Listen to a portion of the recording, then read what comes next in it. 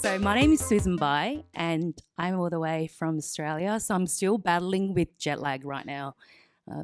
Currently still getting like 3 hours sleep. But I'm so excited to be in this room with everyone because I'm such a huge extrovert. So I love to be here. And I'm aware how much Aussies love sports. So I don't know about you guys, but we love sports because it unites nations and then it also divides people. It's amazing how we do things. And I kind of want to start with a bit of a sports analogy to start introducing me. Woo. So I've had a very interesting journey in my career thus far. And I kind of want to say that it's a bit like a swimming, individual medley swimming. I don't know if you're all swimming fans here, but there's 4 different swimming strokes. And I feel like that's been my career journey so far. I started out as strategy consultant, so I love to do PowerPoints. How great. And then I went in. Hey, it's a skill. Then I went in and did a lot of delivery work and project implementation. I wasn't able to find that great joy of seeing strategy sit on the shelf or delivering something that the customer may not have wanted.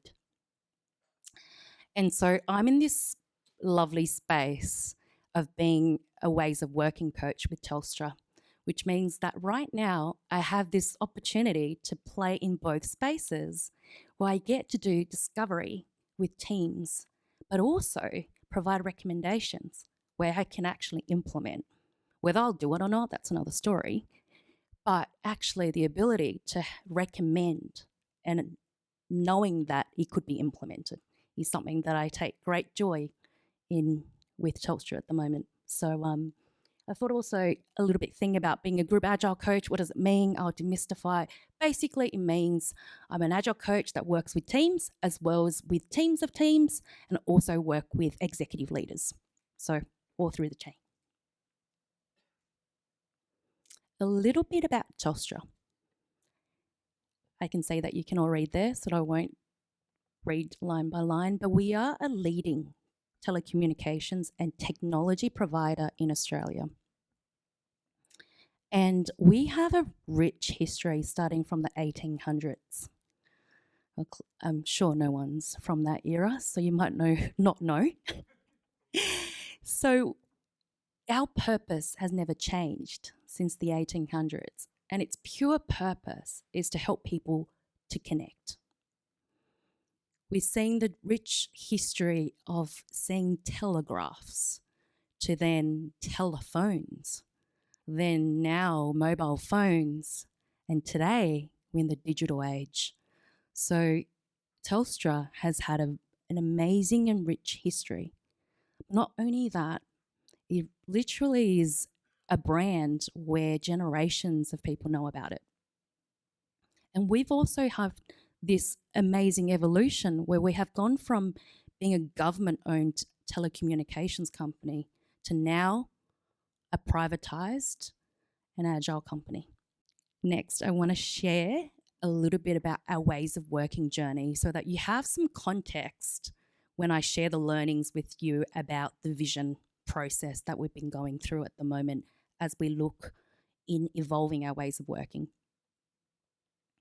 So in 2019, we began our agile at scale transformation, which means that we actually borrowed a lot of different ingredients from amazing agile methodologies, human-centered design, from Scrum, from DevOps, from Lean, and we made it in a way that suited for our context. And we rolled it out to almost all our teams where it's applicable. And what is lovely about it now is that we have a common ways of working, but more importantly, we have a common language. When I say a stand-up, everyone interprets the same way. So that's the beauty of language, right? If you're able to speak that same language, you understand when someone says it's a stand-up, it's a stand-up. Don't call it something else, like a huddle or whatever it is. If it's a stand-up, let's just call it for that is. So it's great that I work in an organisation where we have that commonality in our language. And now we've gone through about 4 to 5 years journey of being agile at scale. So right now, today, 2023, we are thinking about what does it look like evolving our ways of working. So we've been looking at a lot of research around this area.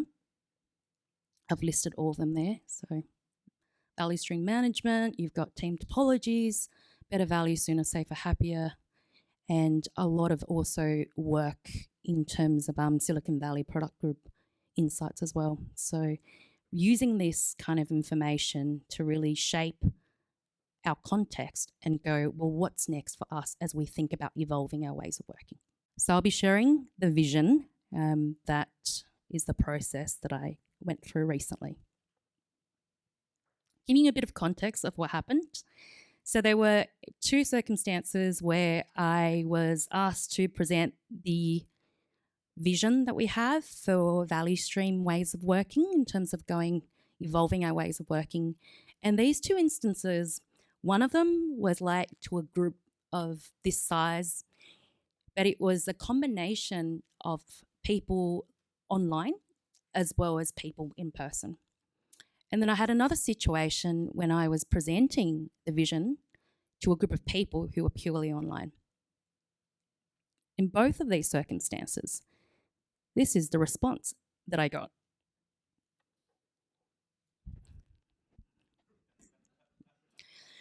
Your camera is turned off. Well, people did not look happy if they were there. And another thing was because a few of us have worked in Telstra for a long time, you also hear people telling others that they did not like what was being presented. So a bit of triangling and fretting on the side. So I guess for me, it was an opportunity to actually reflect what actually didn't go well here. Why didn't the vision land? I thought I have done everything that I could within my control to craft the perfect content using my ex-consultant skills of a perfect presentation slide. Thought I prepared all the questions that people could have ever asked. And I also enlisted the help of my best friend, ChatGPT, to help me as well. So what didn't actually go well? It was because I didn't land the vision. It's not about vision, the content creation process. I didn't land it. It didn't resonate with people. So why was that? And I think it's because I didn't humanize vision. I know it looks like there was a moment of learning, but trust me, it actually took a bit longer than that. But yeah, I didn't see vision. And I saw vision as more of a content creation process. What I failed to see was that there's amazing humans that is behind this process of content delivery. And when I talk about humanizing vision, I'm saying that don't think about vision just being a pure process of content and you presenting it and expecting people to receive it. But I see vision as a relational process of humans. And when we think about humans in the ecosystem, that includes each one of you sitting here right now. You are part of the system in whichever organization you're from, including the people that you communicate with are the humans in the system. And when we think about humans, there are 3 big things that we need to understand, because I'm sure people can resonate. It's the head, the heart, and the hand, the 3H. The head is how we think. The heart is how we actually come to feel. And the hand is how we generally would react and respond as humans. So I wanted to kind of share a bit of that learning with you today. The head. My greatest learning is that as a consultant, I'm really good at helping people to think. I'm really good at painting the picture of zooming in and zooming out for people. What does that mean? Really good at telling people what's in it for you. I'm also really good showing people how this value stream ways of working would actually help to achieve our organizational strategy. That's something I'm really good at naturally. Also been really helpful in having clarity of language, as simple as possible, so that you don't have a group of people wondering, what does that word actually mean? But I thought a moment that I wasn't very good at was actually spending that time to think about the power of invitation. How can I actually invite the people that is in the system to think for themselves as opposed to me trying to help them to think? So one of my key learning is finding a balance between helping people to think and also inviting for people to think for themselves. So I just want to say that when NTT Data, Keith and Richard, comes up and run the workshop, my challenge for you is, while you're creating the vision and outcome hypotheses content, I want you to reflect and think about how can you find a balance between creating the perfect content that's clear and helpful, which is you helping people to think.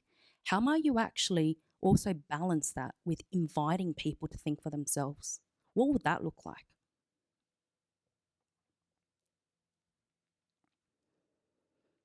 The heart. Again, one of my greatest learning.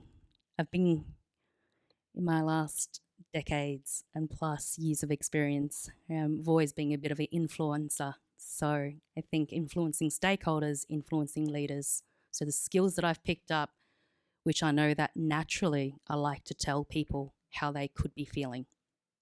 Telling people what's in it for them with them, as you mentioned. Yes, I did mention it. Excellent. But also I like to use the power of peers. Instead of me telling you what's in it for you, why don't we get somebody else? If I'm speaking to a group of product managers, get a product manager to speak to them. If I'm speaking to developers, get a developer to speak to them. That's the power of peers. They'd rather hear it from someone that's a peer to them. It's more relatable than someone like myself speaking to that. But something I wasn't so great at was thinking about how can I invite people to think more for themselves? How am I creating a space for people to share their feelings with me openly? Sharing their emotions. If they're not happy about it, how might I create that space? And how can I be more curious to learn from listeners? I'm not the only person who knows everything, and I'm not the only person who's reading the research. There are other people in the organization who does the same thing and are probably even implementing it. So how can I be more curious to listen to the people in the ecosystem? So the learning for me is finding a balance between telling people how they should feel and what's in it for them, and how might you invite people to feel for themselves. I think that's the power of invitation again. Again, application point. When you're actually doing your stakeholder engagement plan with NTT Data, my challenge to you is when you are thinking about the stakeholders that you would like to engage with and you're starting to think about what's in it for them, can I also challenge you to think about how you might actually balance this in terms of the power of invitation? How can you also invite them to feel for themselves? What would that look like?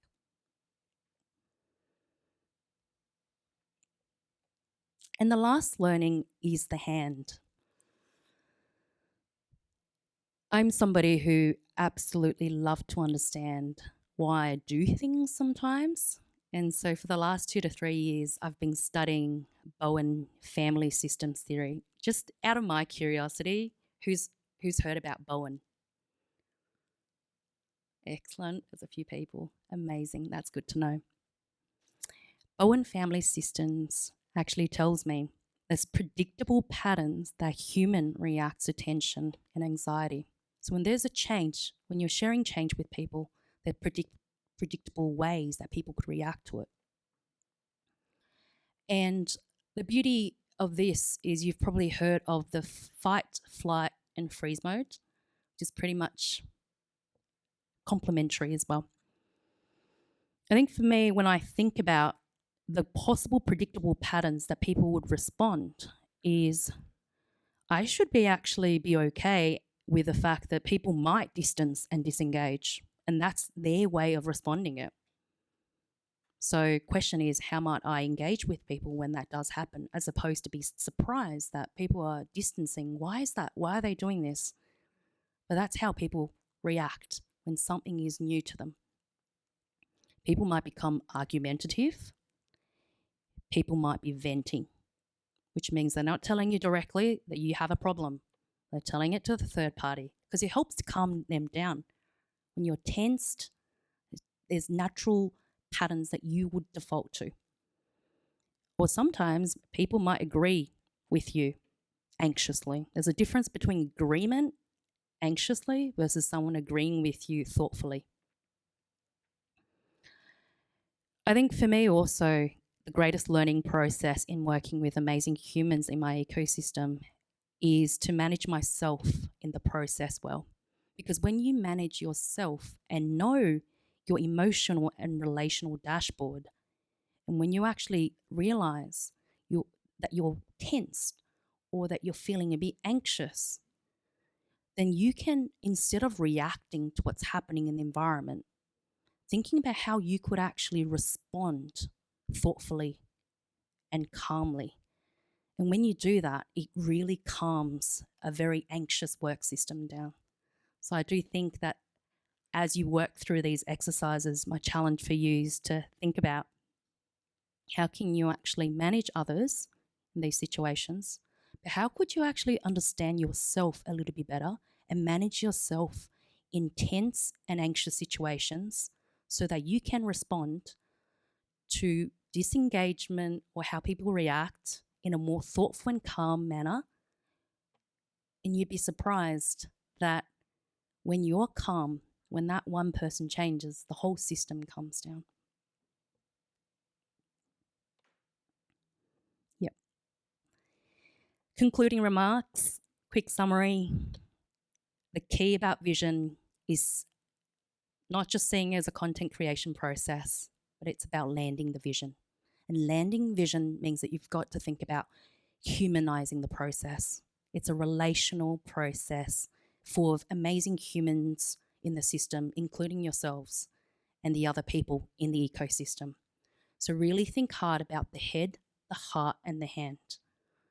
And also finding that balance between you helping people to think, feel, and how might you also invite people to think for themselves, to take responsibility for their own feelings. And lastly, how can you know yourself a little bit better, and how can you remain always calm and thoughtful, less reacting, more calm and thoughtful responses. Thank you. And I'm going to invite Keith and Richard up to do the exercises. Please give a warm hand to Susan Bai.